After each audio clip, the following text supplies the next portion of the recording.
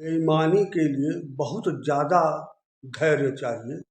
जिस तरह ईमानदारी के लिए धैर्य चाहिए, ईमानदारी के लिए थोड़ा बहुत धैर्य से काम चल सकता है, लेकिन बेईमानी के लिए तो बहुत ज़्यादा धैर्य चाहिए। अभी मैं आपको एक मामला बताने जा रहा हूँ। उसमें नाम याद मैं किसी का नहीं लूँगा, पूरा मामला को मैं आप ये समझिए कि 5 लाख शब्दों की कथा मैं 5 शब्दों में आपको सुनाना चाहता हूँ। यानी कथा बहुत बड़ी है यह, लेकिन बहुत छोटे संक्षिप्त में आपको सुनाना चाहता हूँ, बताना चाहता हूँ। एक चीज़ आप बताइए, किसी मामले में लोग कहते हैं देखता हूँ मामले का ऊँट किस करवट बैठता है, लेकिन मैं जो मामला बताने जा रहा हूँ इसमें ऊँट ही नहीं है। तो आप कैसे कह सकते हैं कि यह मामला किस करवट बैठेगा? मेरे पैरेलल एक वीडियो चल रहा है। यह वीडियो उस प्रॉपर्टी का है जहां बेईमानी हो रही है, हो चुकी है, होती होगी आगे। उस प्रॉपर्टी का यह वीडियो मेरे पैरेलल यानी समानांतर चल रहा है, उसे भी आप देखते रहिए साथ साथ। यह लगभग लगभग 50 करोड़ की प्रॉपर्टी है। हाईवे पर है इसलिए 50 करोड़ की प्रॉपर्टी है, यानी 3 बीघे के लगभग 50 करोड़ की प्रॉपर्टी है। और इसमें बेईमानियां चल रही हैं। कई लोग लखपति करोड़पति हो चुके हैं और कई लोग अभी बाकी हैं जो होंगे, और तमाम तरह की बातें हो रही हैं। आप सुनिए कि किस तरह मामले में बेईमानी के लिए धैर्य की बहुत जरूरी है।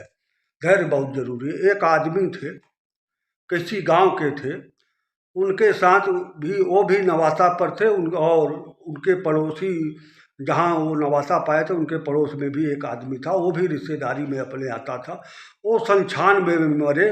और वो 96 में कागज के हिसाब से 92 में उन्होंने अपनी प्रॉपर्टी किसी को लिख दी, जो वो रिश्तेदार थे गांव के, जहाँ उन्होंने नवासा पाया था। प्रॉपर्टी आप देख रहे हैं घूम रही है। वो मरे 94, 96 नहीं 94 वो प्रॉपर्टी लिख दिए कागज पर, और मरे 2006 में। और मुकदमा शुरू हुआ 2012 में। अब आप कब्जा लेने की प्रक्रिया, मुकदमा नहीं कब्जा लेने की प्रक्रिया 2012 में शुरू हुई, और मुकदमा का थोड़ा बहुत रूपरेखा बना 2020 में।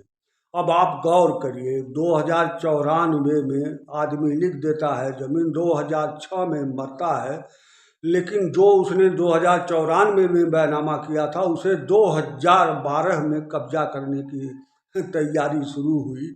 आप समझिए, जो जो लिखा था उसको पता ही नहीं, वो मर गया उसको पता ही नहीं। उसके बाद भी 6 साल बीत गए, तब जाकर पता चला कि 94 में मरा आदमी यह प्रॉपर्टी लिख दिया। अब आप गौर करिए इसमें हुआ क्या।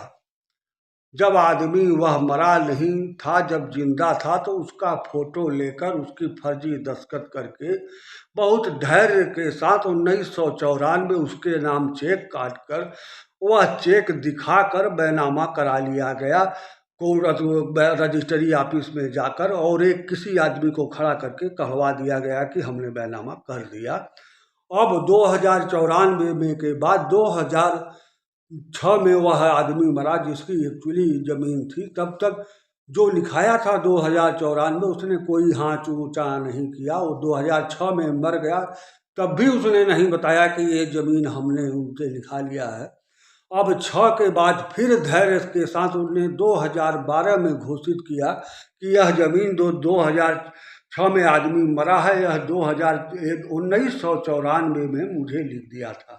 यानी 12-6-18 साल तक धैर्य रखा वह बेईमान, हद हो गई।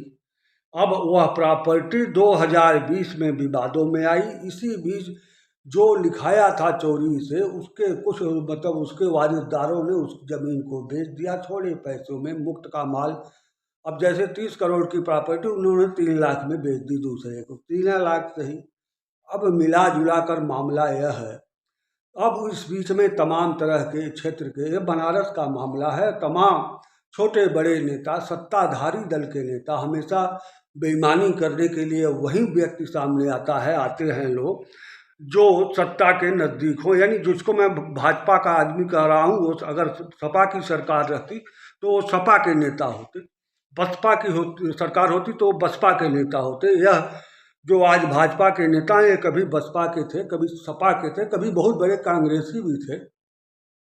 यह लोग अपना बेईमानी कर रहे हैं। कोई 1 लाख कमाया, कोई 10 लाख कमाया, कोई 1 करोड़ कमाया, कोई 50 लाख कमाया, और लगातार कमाने की प्रक्रिया चल रही है। लेकिन इस बीच जिसके बाप की यह प्रॉपर्टी थी है या थी, जिसके बाप की, वह है आदमी भेल का मारा बेल होकर कैंट स्टेशन पर कुली का काम करता है। मैं कैसे इस वीडियो को बना रहा हूँ, क्यों बीच में आया, मैं एक चीज़ आपको बता दूं। मैं जो ठाकुर हूँ, सूर्यवंशी ठाकुर हूँ। यहाँ 2-3 चीज़ें मैं स्पष्ट करके चलूँगा, नहीं आप लोगों को होगा कि आखिर ये वीडियो बनाए क्यों और क्यों बनाया जाता है वीडियो। ये मैं बता रहा हूँ कि मैं सूर्यवंशी ठाकुर है, और उसको एक गोत्र होता है, वो मेरा गर्ग गोत्र है। पंडितों में जो शुक्ला होते हैं वो भी सूर्यवंश, वो शुक्लाओं का भी गोत्र गर्ग गोत्र होता है। मैं ठाकुर होकर मेरा गोत्र गर्ग है, सूर्यवंशी हूँ। शुक्ला है तो उनका गोत्र भी गर्ग होता है। तो इसलिए वो गर्ग गर्ग गोत्र भाई हुए। वो रोते बिलखते आए। मेरी स्थिति बहुत दयनीय थी, मेरे पास कुछ पैसे नहीं थे। 1 पैसे में 2-2 रुपए के लिए महंग आदमी, वो रोते हुए कुली का काम करने वाला आदमी मेरे आया और पूरी घटना बताया। हालांकि इस घटना में मैं कुछ नहीं कर सकता, क्योंकि कानूनी दृष्टि से मैं कुछ नहीं कर सकता, वैसे भी शारीरिक दृष्टि से या पैसे की दृष्टि से। लेकिन उस शुक्ला का मदद मैं करना शुरू किया। जैसे 100-50 दे दिए, 1000-2000 दे दिए। चलिए भाई, ये गोत्र भाई है और पंडित होकर कुली का काम करता है, बोझा ढोता है, लैट्रिन साफ करता है, या जो भी है।